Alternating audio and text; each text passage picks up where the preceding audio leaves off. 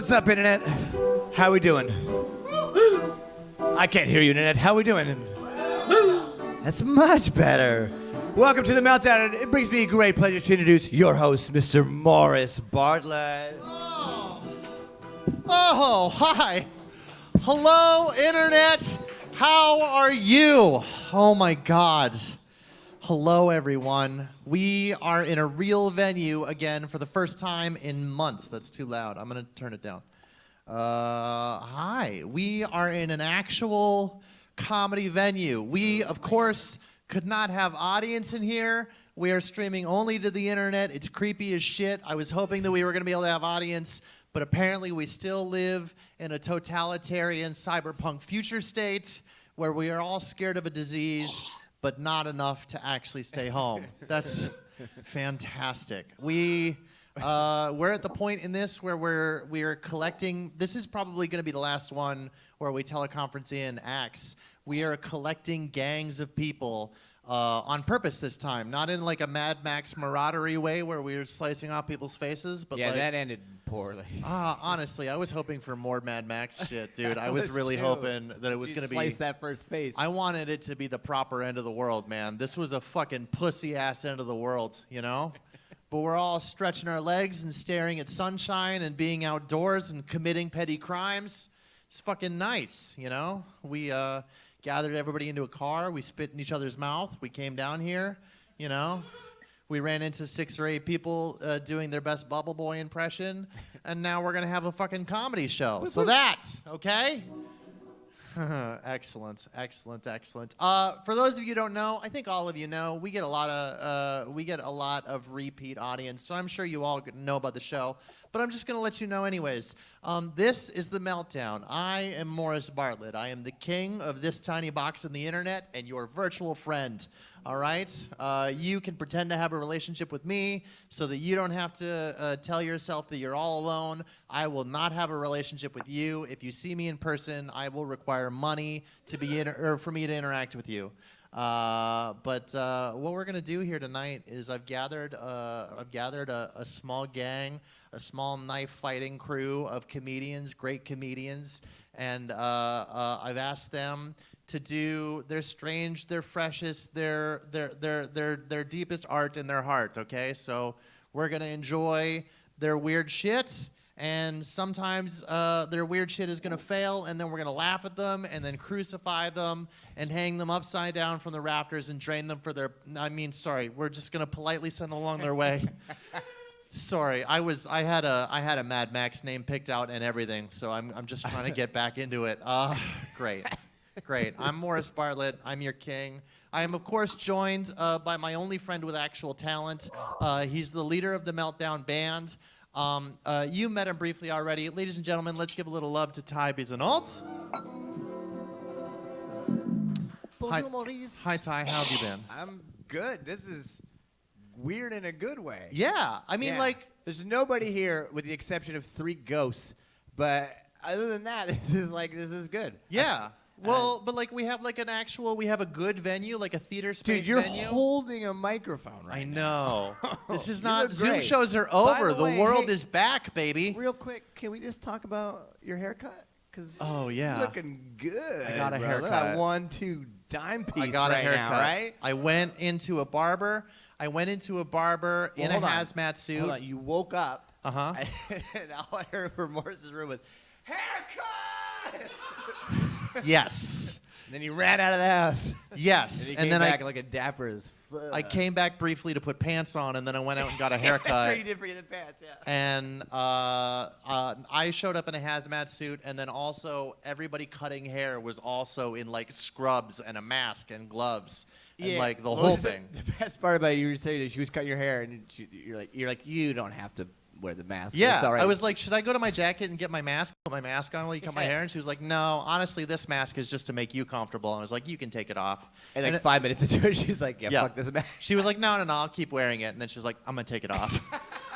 I think we're going to get a second round of COVID, and I'm looking forward to it. So, great. Yeah, I got a haircut. I feel nice about it. Looking great, dude. Thank you. Yeah. You're doing all right, too. No, but that's okay. All right. Well, listen, man. I'm just trying to fillet you a little in public. Fillet. Yeah. So that's what we're gonna do. I got a pile of acts. Should we just get hammer going, into it? Bro. Let's do it. Okay. We have been gathered. We are gathered here today to celebrate weird ass comedy, and of course, we've got our mascot. We've got our third mic. We've got one of our favorite tall drinks of autism. She counts grains of rice as a hobby. She knows a lot of facts about trains. She is a delight. She is one of God's own handmade creations, a unique human being. There's no one else like her. It's my pleasure to give you, ladies and gentlemen, please help me welcome to the show, the one and only Jessica Peugeot.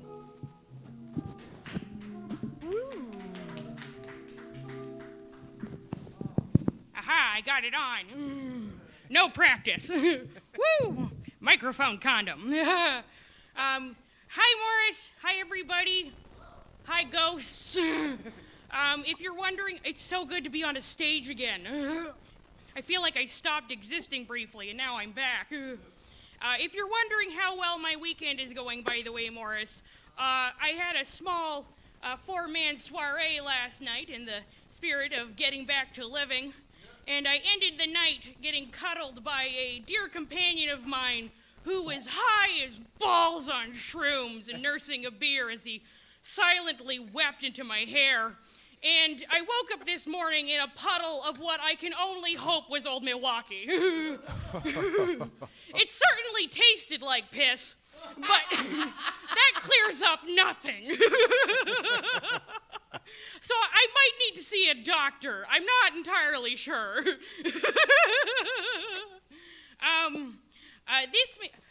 A while back, before hugging was declared illegal, I was leaving an open mic when a car pulled up beside me, and a man rolled down the window, looked me in the eye, and said, "You have a very nice face, just like my wife," which is a haunting thing to say to a complete stranger, but oddly polite.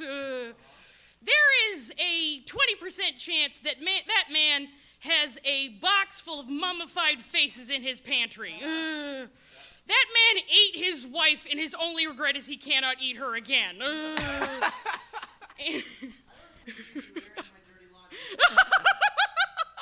And then he's like, "Get in, we're right for the show." This may come as a shock, but I do not get catcalled very often. I get yelled at by street preachers a lot, but I don't think that's the same thing. It's less "nice tits" and more "get behind me, servant of Satan," which I find a tad demeaning. I like to think of myself as more of a contractor.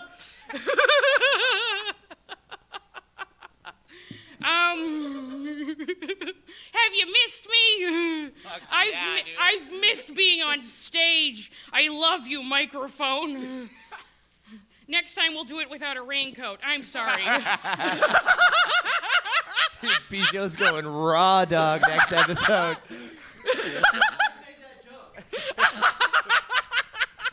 I have no restraints left. I've been inside for months.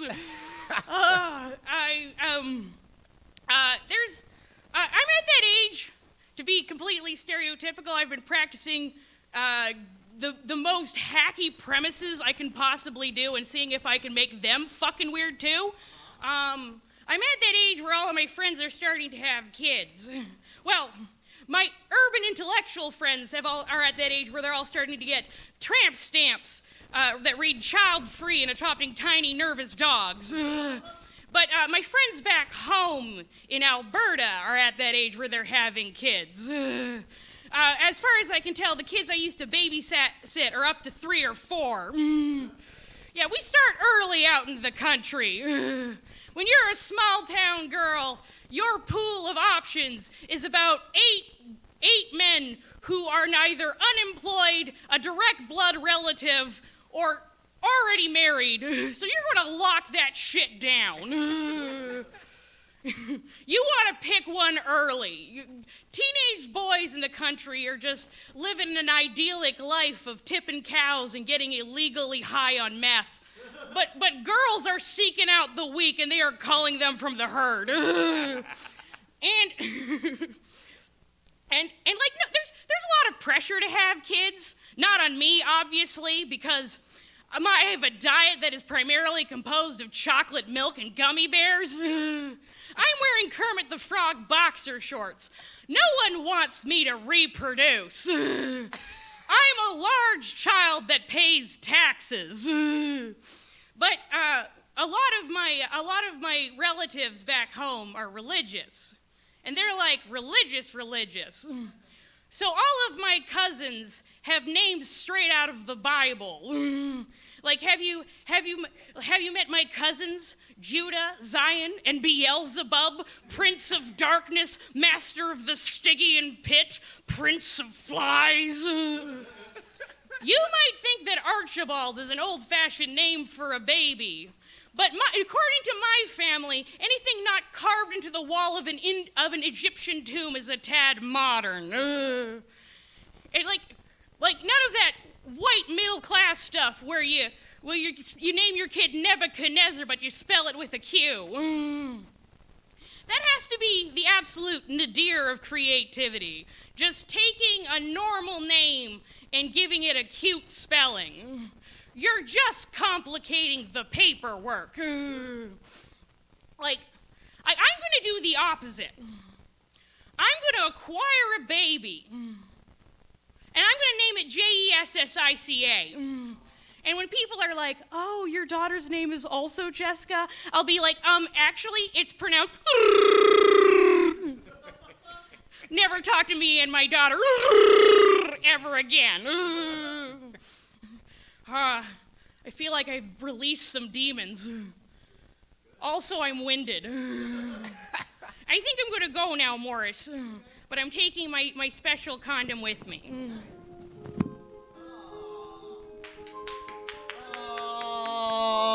Ladies and gentlemen, that was friend of the show, Jessica Peugeot. We love her. We're glad she's alive. We think she's turned to murder, and we're not asking questions.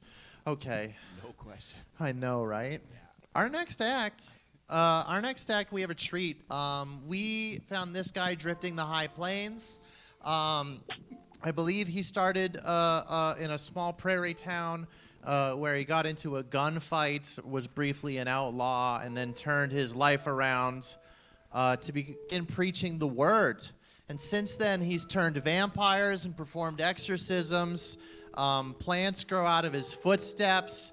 Light beams come out of his eyes. He is perfect in every way. It's my pleasure to bring him on the show. Ladies and gentlemen, let's please give a little love to the one and only Dan Taylor. Thank you. Hi, Dan. Thank you. Welcome to the show. Hi, Morris. How are you doing, man? This is weird. Do I just do stand-up or do we chat first? I feel like we could have solved that before the show. I should have asked that question. Treat this like it's 80% stand-up and a little bit weird thing that you don't understand. Okay, no problem. So, yeah, that was a wonderful introduction. I'm really enjoying the kind of prequel to the end of the world, just because I think it really helps my fashion choices. I know I've always loved wearing masks, and now I just get to do that in Home Depot. And I have this one today, which I love. And it's weird because I have a lot of American, like, churchy friends, and they're furious about masks, and they hate them. And they're like, masks are ruining my creativity. And I'm just like, if you hate masks, then you just have a tragic lack of imagination. Because how on earth is this not making your trip to Home Depot that much better? That just before you walk into 7-Eleven, you can just crack on one of these things, and then you can hide from the surveillance state. You're immune to it all. So I just wanted to explain a little bit of how that's going on. So you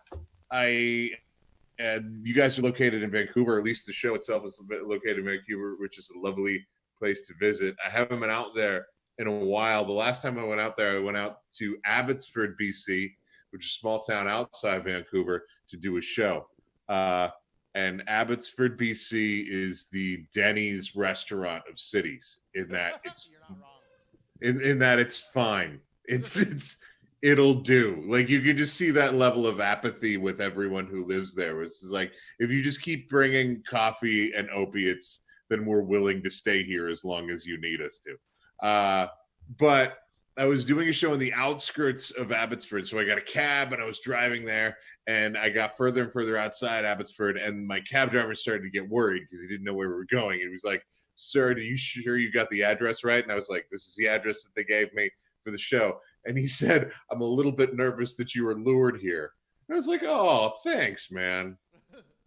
That's so beautiful." But like, I am a balding, chubby, middle-aged man with a beard. No one is luring me anywhere. Like I flew in from Edmonton. There are a lot of us around. You do not need to import. So I was like, "Thank you for being so concerned about my safety, Mohammed. But I think we're going to be okay. I like visiting Vancouver. I don't like living in Vancouver. Vancouver is an incredibly beautiful city, but at a certain point, that's all it is. Like Vancouver is like being with an extraordinarily beautiful person who knows that they're extraordinarily beautiful. Like at first you just feel lucky that you get to be in the same room, and then after a little while it just gets tedious. It's like, this is it? Okay, I guess this is your substitute for a personality. You're not wrong. Well, and Vancouver's a weird city because it's like people come there from all over. I got friends from where I grew up on PEI that live in Vancouver. But what's weird about all of my friends who live in Vancouver, if you ask them what are you doing now, their answer is always, "I live in Vancouver." Like that's doing a thing, and It kind of is, actually. That's not the same as accomplishing something. Like they don't have a border at city limits where it's like, "I went to Vancouver to do comedy." I'm sorry, you're gonna have to like work on that 5 minutes. We're gonna send you back out to Langley before you're allowed in, like that. But it could be worse because I was thinking about this, and I think that the worst city in the world to be right now, other than places where COVID-19 is terrible, has got to be Calgary. Because I don't know if anyone has realized this. Calgary is home to the 4 pandas who currently live in Canada. We were lent pandas by the Chinese government in exchange for us looking the other way to decades worth of human rights abuses. But pandas, but Calgary is in the process of sending the pandas back to China because of COVID-19. They don't have enough time. They aren't able to get bamboo. So right now, Calgary is like the dad who sends their kids home in the middle of a visit. Like I didn't know how much food that they were going to eat, and I really have to make a World of Warcraft guild meeting, and I don't think I can handle this together. But I mean, I can't brag. The concept of a dad is very low. But I live in Edmonton, and I can't brag about this because Edmonton is probably most famous for a couple of years ago having a guy wandering down White Avenue trying to set cars on fire with a full tank of gasoline. Do you guys remember that? That was the most. Yes, I remember that. I saw videos of that. That was fucked. That was the most awesome thing. And then he was taken down by like a guy in a Hawaiian shirt and another guy who just grabbed a 2x4, and they just started like took this guy down in the middle of the street and smacked him. But what amazed me is this is a grown man. He's in his early 20s, and his name was Malice. His first name was Malice Sutton, which I feel like, is this the climax of his life? Is this what he was aiming at the entire time from birth? Because like, based on the timeline of when this young man would have been born, he would have been born right around the first Malice arrived on the scene with his brother Pusha T in the Clips, and even Malice changed his name to No Malice at one point in time. like I think you got to work on that. So I've got 2. I don't know if I'm gonna have time for both, so I'm gonna do one first, Morris, and you let me know if I'm running out of time. If that's cool. Okay. I mean, we're definitely not gonna run out of time. Okay. Okay, definitely. So first thing I want to talk about is Facebook recently reposted an old picture that I had posted of my high school graduation when I was 17 years old, which was fine. But then my wife of 18 years now posted in response to a picture of me at 17 a sexy eyes emoji, indicating that she thought 17-year-old Dan was hot. Now, to be fair, 17-year-old Dan was hot. 17-year-old Dan had a full head of hair and weighed quite a few pounds less. He was doing pretty good in the looks department. But I just imagined my current wife of middle age years being with 17-year-old Dan and how terribly that would have gone. Because if you wanted to just look at someone, 17-year-old Dan was fine. But if you wanted to make love to someone, 17-year-old Dan would have been no good to you at all. That would have been a very, very brief experience for my wife to be. It would have been, I mean, you could have had another very, very brief experience soon after, but it would have been immediately a very, very brief experience. It would have been mostly cleanup and then trying to get back to the original thing, which is weird to think that oh, wow, you think that was the prime of my life, and in no way it was. In no way would I have been better. So, this is when it gets weird because so I have a Bible story podcast. I don't want to trigger Jessa. I have a Bible story podcast where I tell Bible stories and then I talk about them with some friends or people who I pretend are my friends for roughly 40 minutes. And so I want to tell you guys one of these stories, which is just too weird that I haven't been able to find a show about because it's just too weird. And I know you had Dave Ray on a couple of weeks ago, and I was like, hey, I don't want to overlap our Bible stories. And he was like, I talked about David and the circumcision story and the 100 foreskins. And I was like, oh, don't worry. I'm going to tell the other foreskin story. So I'm going to interject real quickly to let you know that Tanner came up to us after the show. It was like, could you not spend 20 minutes on foreskins next time? And I was like, no, we're definitely going to if it ever comes up again. We're a pro foreskin show. Yeah. So please give us as much foreskin content as you can. This isn't okay. So, and I don't know what your trigger warnings are, but I just want to warn people. This story does have contain a sexual assault that I won't go into in detail, but that's sort of the inciting incident for a whole bunch of stuff to happen. So, if that is going to be, I'll treat it with respect. But if that's going to be painful for you, then just know that it's in the story. It's in the Bible. There's not a whole lot I can do about it now. Yeah. So this is the story of Dinah and her brothers. Now, Dinah had 12 brothers, and I won't name them all, but there were 12 brothers, and her father was Isaac. And so big clan, big family, big group of people living outside a small village. They're a nomadic clan, but they've got a lot of cattle, a lot of servants, a lot of people hanging around. And then in the city, in this walled little village, there's another group of people living, and they're not quite the same, but so there's a king and a prince over this town and the surrounding area, and things are working out pretty well. There's decent economic balance and stuff like that, until the prince of this little village gets a hankering for Dinah. He says that decides that she's hot. He wants a relationship with her. Now, Dinah, on the other hand, not interested in him at all. It was no interest on her part. For whatever reason, she doesn't return his advances. So what happens then is the prince of the city assaults Dinah, which is horrible and terrible and not to have happened. Now, Dinah goes and tells her dad and her brothers are furious. Her brothers are like, okay, well, we know what we're going to do now. We're going to ride up and we're going to kill everybody in the town. And which is obviously their response to it. And Dinah's dad is like, no, I don't. That's probably a bad idea, guys. We don't want this to happen. It's a little bit too murdery for us, which is shocking considering it's the Bible. But so what Judah does, he says, maybe I can make a deal with this guy. So the Judah and the king of the town, they get together, and the king of the town is just like, hey, you know what? Things are going pretty well.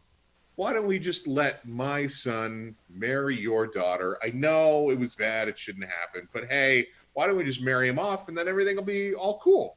And Judah's like, you know what? That sounds like a great idea.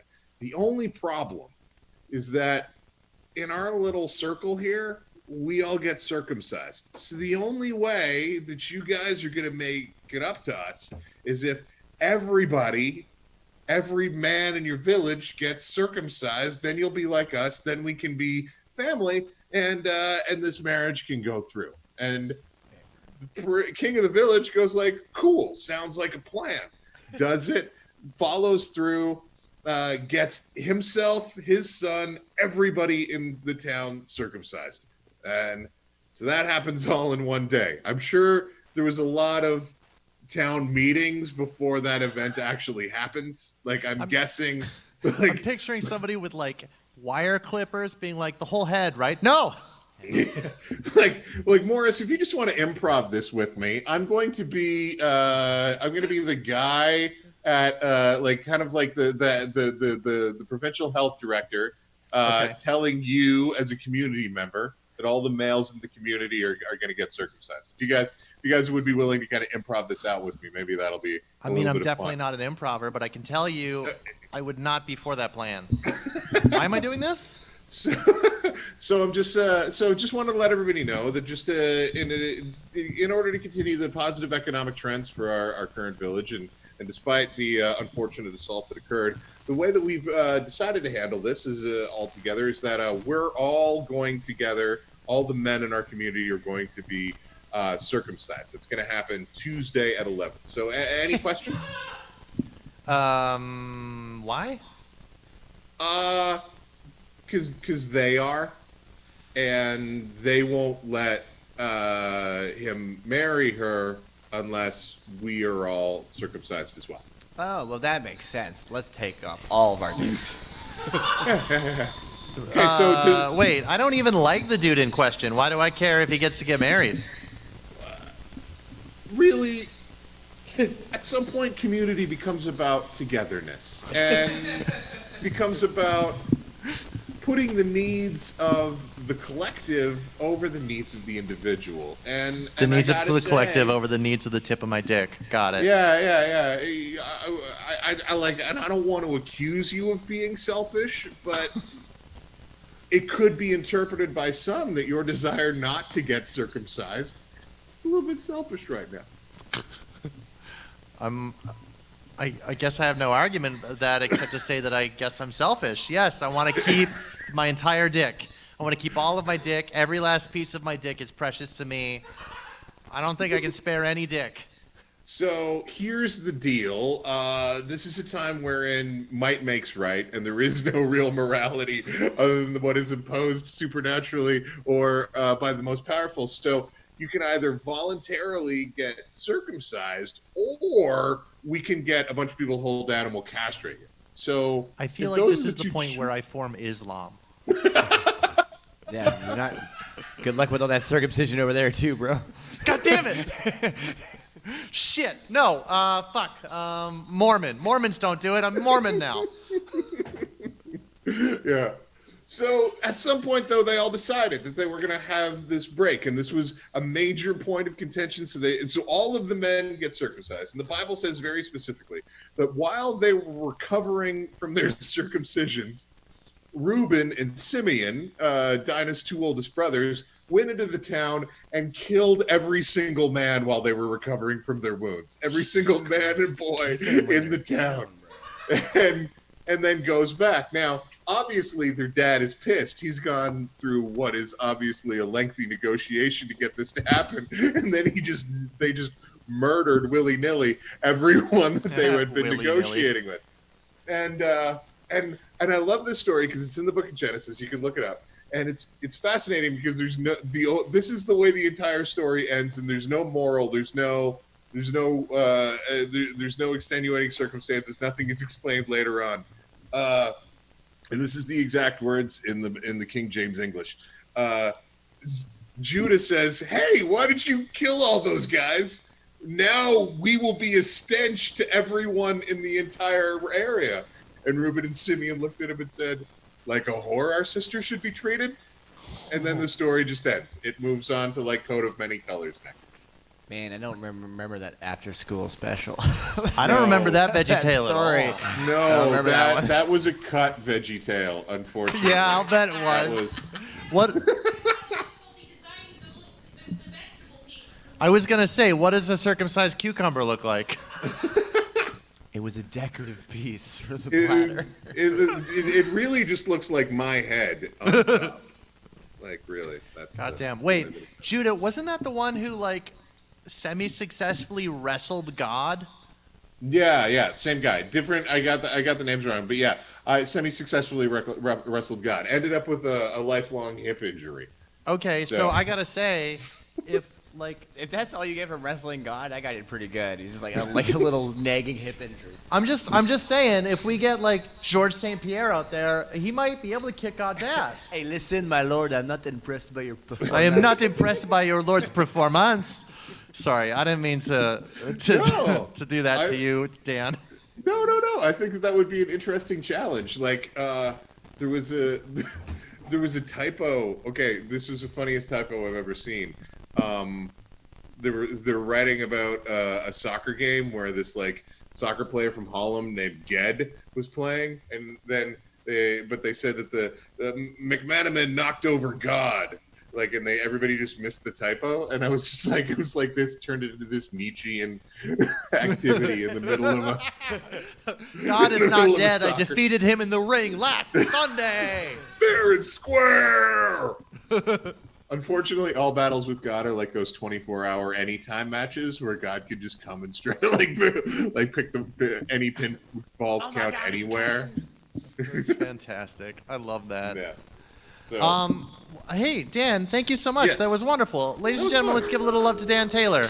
Thank you very much. Thank you very much. Thank you for so having me, much. guys. Have a good rest of the There's been show. a lot of Christian content on the show lately. I don't know why. I just feel like in being inclusive of everybody, and that includes actually everybody. So fuck it. He's funny. Let's do it. Who do we have next? Oh, yes. Okay. Your next act, he is a delightful, strange drifter. He's probably murdered before. He used to be a regular on the show. In fact, at one point, we ran it as a weird artsy house party show out of his house. He is, you know what? You'll see. Ladies and gentlemen, it's my pleasure to welcome Nova Scotia's favorite son. Let's give a little love to Richie Bell. Hi, Richie. Welcome back. Hey, Morris, how are you? What? Morris? Hi. How are you? Good, buddy. I missed you. Thanks, man. You too. What have you been up to? I've been spray painting the streets, committing minor crimes, modifying cars, that kind of a thing. Nice, okay. Filing my teeth to points. Cool. I'm glad you're getting into auto mechanics. I know you talked about that for quite a while. Glad to see your haircut worked out. Boom. There's Right. a quick joke, quick Thank you. rib. It looks nice, but I did it as a joke because I finger gunned off camera. So I'm going to try something that I haven't tried on your Zoom show before. Mhm. I'm going to try to do some actual stand-up. Oh, yes. That's what we like. Wouldn't that be nice? Wouldn't that be a treat? That would be I a think. treat. Also, I heard a term. I know you have a beard, so maybe you can enlighten me. Someone told me that shaving it to the wood. Uh-huh. What does that mean? That's just shaving it all the way down. Right down. Perfectly clean. Like pubic or face or both? I've heard it for pubic and for head. Not to face, but I would understand what somebody was meaning if they said it that way. So okay, so I can let my mom know I get that now. Okay, I got some jokes. I got some good jokes. I've had a pretty productive week. I was in a bit of a depressed slump for a while, so it's just very apathetic about everything. But I found my energy, and I started to. I was trying to learn music. Mm-hmm. So I was singing, because Oasis is a pretty important band. So I was singing Wonderwall all the time, trying to get that down. Oh, no. We're going to have to listen to Wonderwall now. No, because here's the problem is that I had to stop practicing because my roommates were like, stop singing Wonderwall. So I said, maybe. God damn it. For fuck's sake, Richie. Fucking Richie Boom. Bell. First show. That's stand-up. We're doing stand-up comedy. Anyway, boom. I'll tell you about some stuff that I've been doing. I made some changes to my life because, as I mentioned before, I was getting pretty apathetic towards everything in this time of just kind of stasis. Mm-hmm. So I started doing a fasting window for myself. You guys do that? I've heard of it. So pretty much, so I do a fasting window. I've lost 8 pounds. Thank you for noticing and bringing it up unprompted. I like to call it poverty light. Huh? Yeah. Because I'm not quite committed there. But my favorite part about it, because like it's nothing without its rewards. I can actually, if I have to go take a dump, which I only do once a day now, and it is a doozy. I don't even have to undo my jeans. What? Yeah, I can just pull them down like sweatpants and pull them back up. Oh, okay. Isn't that fantastic? Congratulations. I don't have to unzip my pants to shit in them. That's perfect. God damn it. Richie Bell. Yeah. Fuck. Look, I'm doing cheeky jokes. I'm being cheeky. Oh my god. Here's actually something that's funny that I've written down jot notes too, and maybe we can workshop it. This actually happened. My girlfriend can testify. So we bought weed gummies and mushroom gummies on, I think it's called like Best Bud or something like that. Because I was like, we're at home all the time. Might as well get a little high. And I'm really bad at reading like what milligrams are in terms of a edible. Like you see a joint, you're like, oh, that's a big joint. But you see like a little gummy bear, and they say it's got 25 milligrams in it. That means nothing to me, except that it's unlucky to eat an odd number of milligrams. So I had 2, and I was like, all right, this is fine. Oh. And then I decided, because I found out my girlfriend had never watched Back to the Future before. Mm-hmm. So the whole trilogy is on Netflix. Okay. So I was like, all right, well, let's do the trilogy. So I'm fine up until about Back to the Future 2, when he actually goes to the future to 2015. And I've got it in my mind. And when you get so high, you have like a strange idea, but you just can't shake it. Right. I had an idea that not only was time travel real, but that I was Marty McFly. And the only way that I could convince my future self that I was Marty McFly is going back in time and making the Back to the Future movies to let myself know in the future, because he's so precise in giving like the how to make it and all the diagnostics. So I thought, holy shit, maybe I'm Marty McFly. And then that just locked in, and I looked out the window to try to give myself some reprieve, and there was a car out there with its lights on, and I was like, oh no, this is the point when I'll go back in the future and be like, oh, I remember when time travel was real, because I remembered when I got high watching the trilogy. And then I got worried about, what if time travel is real? Because maybe that's why people don't name their kid Adolf anymore. Because if you name all your kids Adolf, time travelers have a hell of a time trying to go back in time and killing them. They'll end up coming to kill your kid. And now you got this time traveler in your room saying that he's a hero while he's murdered your infant son. And why go back after him as a baby? Why are people so afraid of Hitler fighting back? Like, you could get him when he's 12. Let him live a little. I've always said that. I mean, also, he didn't seem like a huge dude. It seems like you could just fight him, like, really at any point. Yeah, he was all riddled on methamphetamines and whatnot. I don't want to have to fight a meth Yeah, head. that's probably a better. Yeah, so you got to get him before the addiction. Just when he started to get into art, when he found something he loved, I think that's the time to fucking get Hitler. He won't know why, but you will. I also bought a VR headset. Ooh. Yeah, I splurged. I got a VR headset. I've been talking about doing that for weeks. Yeah, no, it's great. I would recommend it for sure. I mean, it sucks with the big investment, but it's owned by Facebook. I didn't know it was owned by Facebook. What is Oculus? It's owned by Facebook. So not only do they have my credit information to steal from me online, but they now know how physically incapable I am. So they can just steal from me in person now, too. Yeah, that's really all I got. Okay, well, Unless you want to chat. I mean, I do. I love you, but I think let's hammer on with the show. Yeah, okay. Ladies and gentlemen, let's give a little love to Richie Bell. Perfect. Okay. All right. Good. Your next act, he's one of the live crew.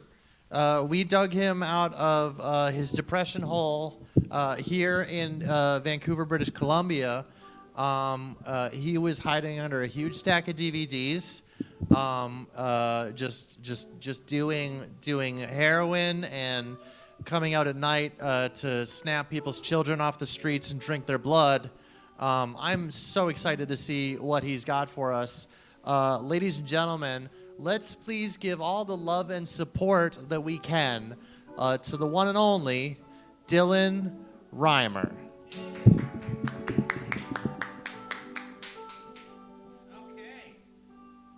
Where is it safe to, whatever you want, man. Got my little, Right. you left your condom on. Right, of course. Very We have to have safe microphone sex. Or you could just flip it inside out and use it again. I grew up in Surrey. I rolled off the couch for that. This is so convenient. I live like 2 blocks from here. And first show in like nine weeks. Well, welcome back to Civilization. This is, I didn't want to lie to people. So this is pretty much what it's been for 9 weeks. And these are notes. Very. Although Richie was talking movies. Hey? Hey, Morris, you like movies, right? I have been getting caught up on a lot of movies, as have we all. I finally got around to seeing the Batman, The Dark Knight Rises. Okay, yeah. And, okay, but do you remember in The Dark Knight Rises, there's a scene where Michael Caine or Alfred is like, he's really upset because his best friend is going out and being Batman. And I guess he's worried he's going to lose his only friend.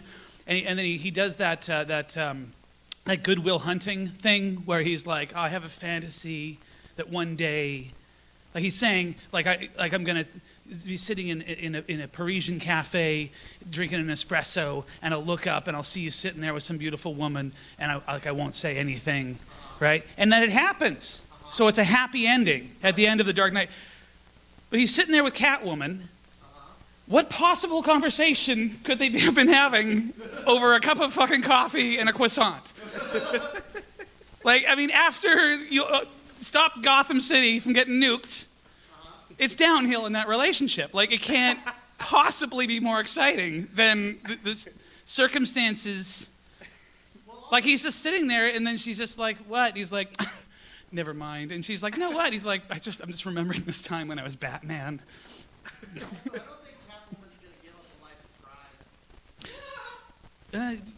For his dick? You'd be patting yourself on the back if she did. Yeah. Well, because it's the whole thing was she was going to etch-a-sketch her criminal record, right? Yeah, but It's a terrible movie.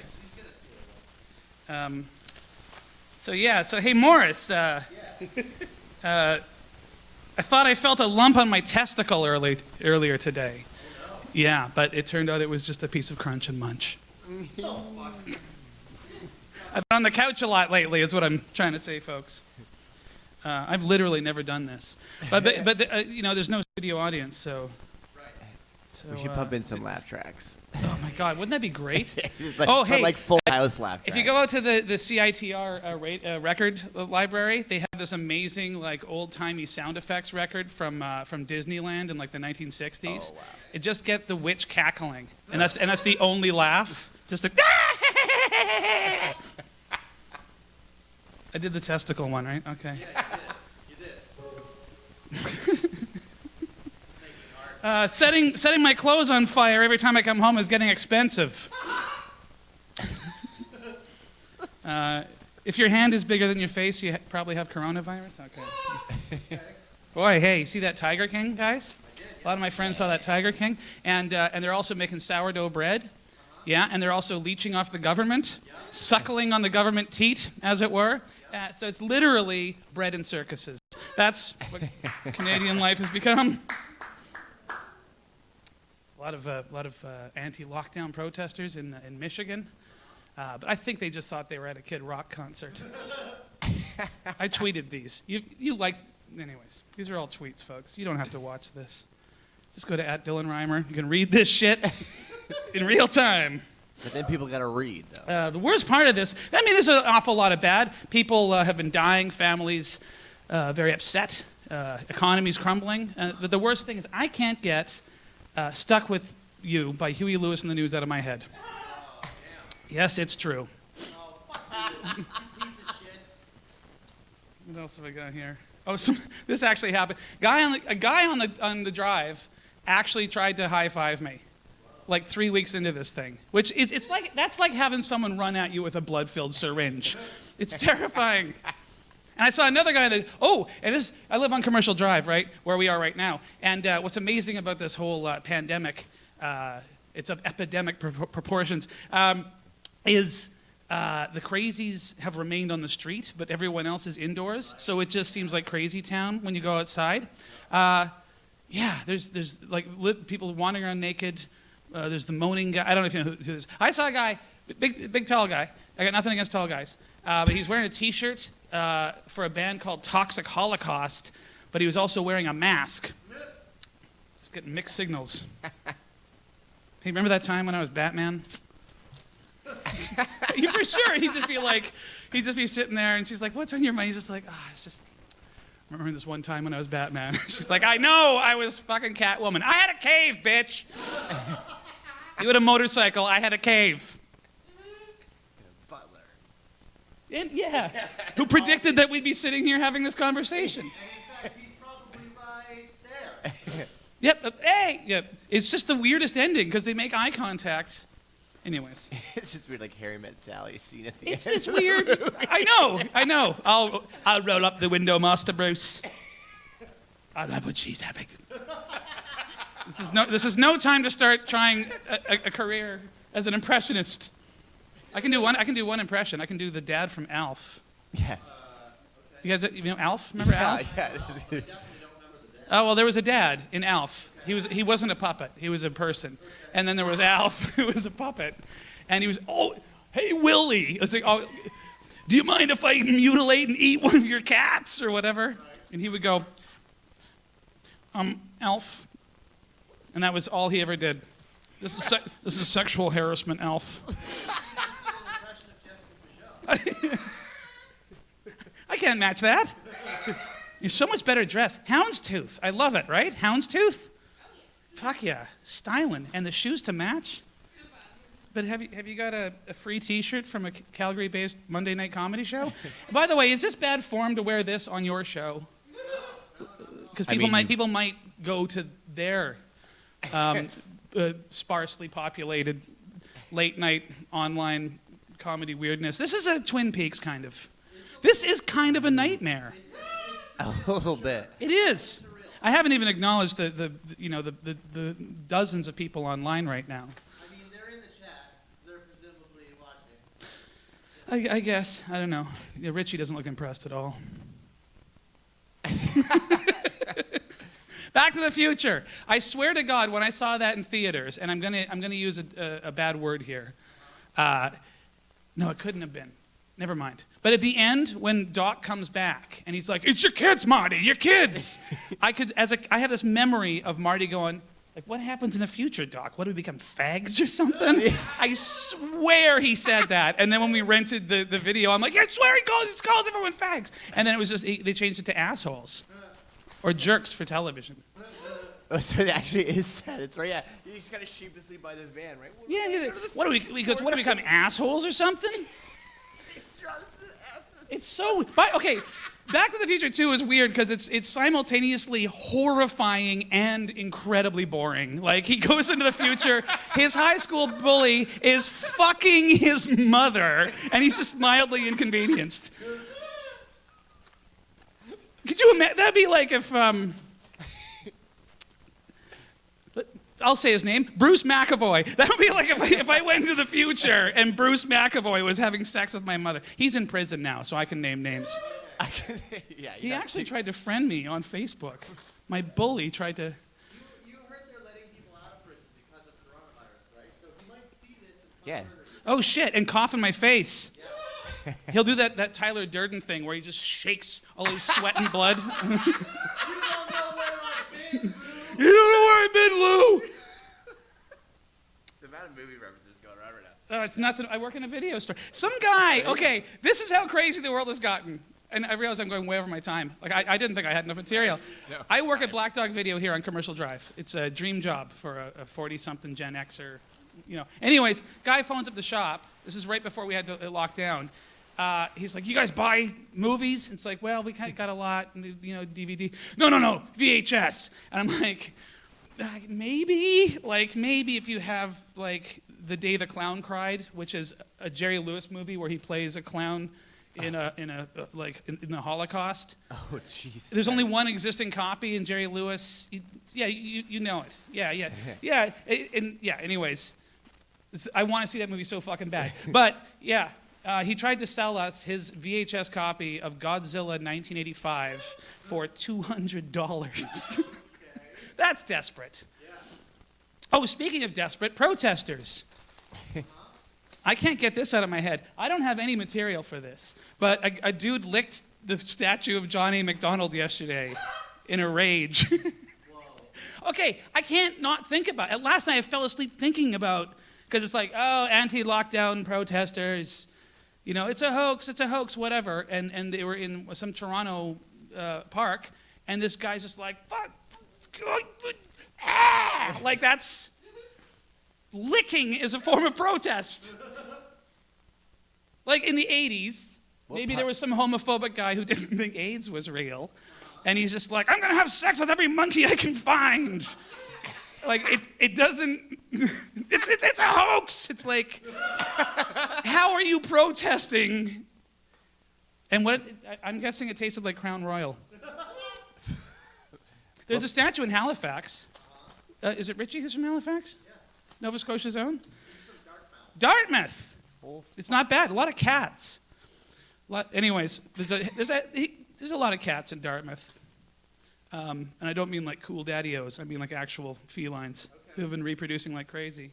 Anyways, I was just going to make a joke about the statue of Cornwallis and how everybody pisses on it because he was a horrible human being. And I'm like, if you really wanted to like protest, that's a statue that you could go lick. My favorite statue in Halifax is the Halifax Airport Disco Lobster. Oh, I haven't seen it. I've been. 9 feet tall, and it is a disco lobster. And what it like? It's doing coke in the bathroom off of one of its. I believe it's Of his claw. textured with the little mirrors. Oh, disco lobster. Yeah. Yeah, It's a 9-foot tall disco ball shaped like a lobster. a 9-foot tall disco ball shaped like a lobster. It was an homage. And the thing is, nobody in Halifax eats fucking lobster. I lived there for 2.5 years. No one ever offered me lobster. You think they just walk down the street, but it's a lie. The only place I ever saw a lobster is at fucking McDonald's. They have a McLobster. They tried that in the McLobster. I grew up in Tawasin. They tried it. It was one of the only locations that they tried it here at. Oh. The McLobster. No, that has test market written all over it. It was, yeah. If the people in Tawasin won't eat it, then.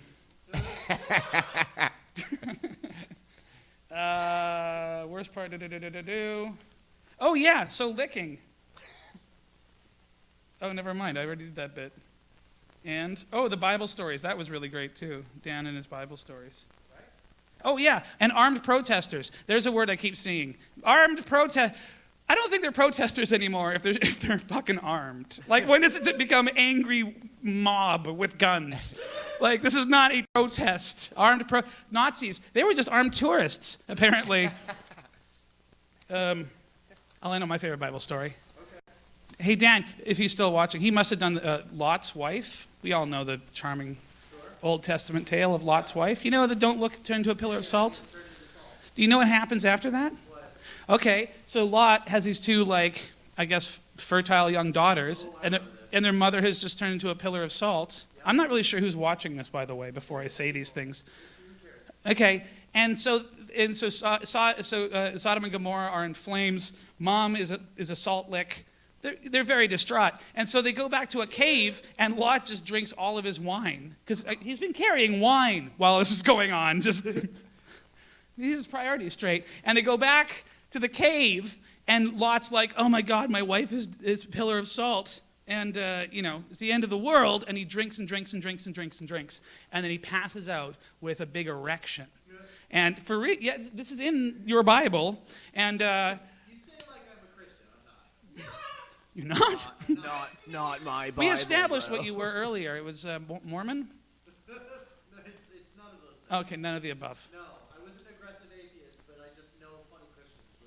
That's all. I was an aggressive atheist, and then I got over it. Yeah, I'm just a quiet atheist now. You don't have to go put in a fish bumper sticker with feet on it. Like, we get it. It's just obnoxious. Yeah. Anyways, so Lot passes out with this big old boner, and the daughters are like, "Oh my God, it's the end of the world. Dad's the last living male. He's passed out with a huge erection," and so they just take turns on Dad, and then as Dan said, that's just the end of the story. And it's like, well, what? I kind of need closure on this. It's a hell of a hangover, too.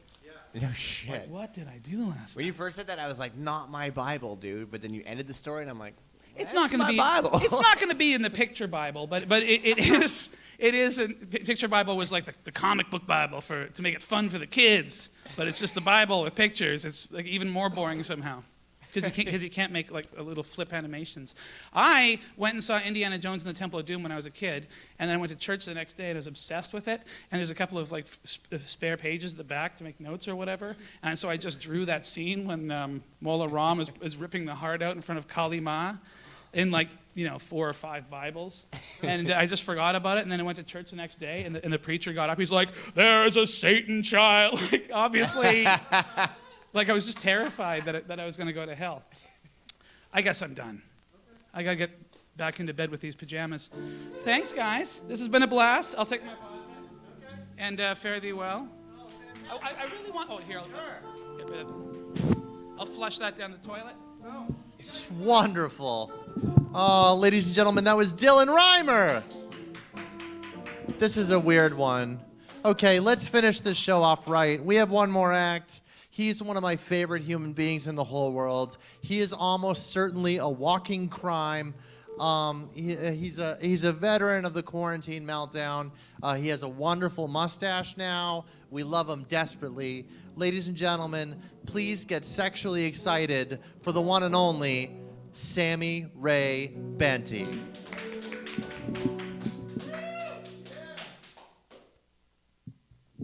Hi. Okay. Hi, Oh, I'm Sammy. muted? There I you thought I are. unmuted it. Okay, I thought I unmuted it. Okay. Hi. Oh, man, there's been so much Bible talk. I know it's a so little much bit Bible- weird, right? It's crazy. What's crazy? All it happened. My dad is still a minister. He's been preaching online through all this COVID thing every Sunday for 30 minutes. What's today? Sunday. He did it today this morning. Then it was on the unpardonable sin. So it was pretty intense. What was wild is he left a Presbyterian church when I was growing up. And so we were just in limbo for a bit. So I had to go to like the Baptist youth group. You guys listening still? Okay, good. I just want to know if I couldn't hear you or if it was bad. It's bad so far. But no, but there's been so much man, I just remember we left the church because they were ordaining gay ministers and making it okay for gay people to get married. And my dad is very legalistic. And he was just like, enough of that. I'm getting out of here. And then I went on a youth group trip and we got a flat tire. And then who should stop to change our tire in the middle of this snowstorm in just outside of Cranbrook, BC, but a gay couple. And they came in and they rolled down their window. They turned down the Cyndi Lauper and they asked us if we needed help. And they came in and they rescued us. And I was always so torn up about it. But then I thought about angels and how angels are represented in throughout history. And they all kind of look like gay dudes to me. Isn't that right? Like they all got like frosted tips. That's the halo above, or maybe the halo is the huge cock ring for their huge cock. That's why they're wearing dresses. and they're singing in choirs. There's just a bunch of dudes running around, and then the archangel's name is Gabriel. Yeah, it's kind of funny. Oh man, but gosh, it's been wild. There's this COVID. Been trying to invent new games. I think I invented a combination of mini golf and frisbee golf. Okay. I just wait till my roommate passes out and they flick beer cans into her mouth, or beer lids, like the beer bottle lids. Yeah, if I accidentally get it in between her legs, that's a sand trap. It's not good. Oh man, I'm thinking of changing, becoming a DJ. Uh-huh. Not like the musician, but just changing my name to DJ. Like I'm thinking like Donald Trump. I don't know if that's a good name to do. Oh man, I bought. I've been trying to get healthy. So I've been drinking alcohol-free hairspray, and I got this protein powder that says it's plant-based, and I don't know if that means there's hemp parts and pea shoots in it or whatever, or if they're just cutting a steak in the shape of a leaf and putting that into the blender. It's based on a plant. I don't know, like a story. That'd be kind of dumb. Man, I want to play a game with you. Can I play a game with you? Sure, man. I'm down. What do you need? Okay, it's a game. It's about you have to guess who wrote the poem, and it's only famous Roberts that are poets. Like they might be Robert Frost, Robert W. Service, maybe even Bob Dylan. Who knows? But can we play this? I mean, I don't know many poets that are Roberts, but you sure, man. Okay, so I'll start off easy. Nature's first green is gold, her heart is hue to hold. Do you know who that is? Oh, Robert Irving? No, it's Robert Frost. Ah. Okay, well we'll try one more. Dead I am the one, exterminating sun, slipping through the trees, strangling the breeze. Dead I am the sky. Do you know this one yet? Oh yeah, for sure. That is one Robert Zombie. Yes, exactly. Wouldn't it be funny if he went by Bob Zombie? I think that'd be kind of funny. Like Bob Fosse, but I don't know. Okay, let's do one more. No, let's do one more. No, we won't. That was gonna be Robert Pattinson. That's dumb. Okay. Oh, you know, I've always thought was funny is I don't know if you know this fact about Nintendo, but you know Mario. Uh-huh. The Nintendo character. Have you heard of him? Are you aware? I have heard of him, yeah. Vaguely, yeah. I'm passingly Pretty familiar. super. Cool guy. Okay, well, originally he was called Jumpman, and Right. He wasn't ever supposed to have a mustache or a hat. But I think they gave him a mustache and a hat because it was easier to draw than a mouth and a hair. Oh, okay. Which is why it's such a big deal in Super Mario 64 where he loses his hat and he's got a sick flow. But it was because they couldn't, it was just too small and blocky to do properly. Which is also why I'm growing a mustache right now. It's easier to grow than another mouth above my other mouth. That's dumb. But I always thought it'd be funny if there was like other edits that they had to on Mario that they couldn't do. Or they'd be like, yeah, Mr. Miyamoto, what's his name? The guy that invented Mario? Yeah, Miyamoto is right. And but yeah, I know you want him to be like a Jewish guy in blackface, but based off Al Jolson. But how about like an Italian guy named Mario? I don't know. I think that'd be kind of fun. How about instead of a giant uncircumcised cock, just suspenders or overalls? I don't know. God damn it. Had to put more circumcision in there. There's so much circumcision material on this show. There's so much circumcision material and Bible material and movie material. The show is really taken on a theme, and I'm not in control of it, and I'm not sure I like it. Well, what are people doing other than watching movies and reading the Bible? I know. They're playing video games like Mario. Oh, you know another game that says Breath of the Wild. Oh. I've been playing a lot of Breath of the Wild. I don't mean the game about Link. I mean when my roommate's cat comes in after hunting in the street, breathes on my face, and I have to guess whether it was a bird or a drunk Calgary Flames fan. I don't know. Oh man, God, Skip the Dishes is keeping the restaurant industry alive. I think that we should do more like kind of similar platforms to keep other industries going, like maybe Scoop the Douches. I think that'd be kind of funny, where you just deliver feminine hygiene products. That could be good. Man, me and an ex-girlfriend tried to start a podcast years ago based off of taking aptitude tests. Okay. And the whole idea was we were going to take aptitude tests and then see what we got, and we were going to riff. And it was kind of based because one time she took an aptitude test and it came back as beekeeper. Like I was trying to think of like what kind of questions she was answering and how she was answering them to get beekeeper. Like, oh, dude, what are your strengths? Love honey. I don't know. I mean, you might describe Winnie the Pooh. I've been biking a lot to get to work to try to stay healthy and not take the dirty bus, dirty gross bus. But I bought special biking shoes. Okay, the kind that clip in. What? No. Those are too fancy. I mean, I don't have brakes on my bike, so I just got cheap off-brand like Kirkland New Balances, and I use those for brakes as I go downhill. Those are my special biking shoes. Kirkland New Balances. That is the whitest shoe that's ever been invented. Yeah, even Skechers is like, damn. Damn, that's white as fuck, bro. Yeah. They're absolutely my favorite. Oh, I was taking the bus before. Someone mentioned the Back to the Future. Someone saying, did you know there's such thing as future bus stops? I did not know that. Yeah, like, and I saw it when I was biking on the side of the road. It just said a future bus stop, and I guess it's just a bus stop telling you where you're supposed to stand in like a few months so you can be late for work or something like that.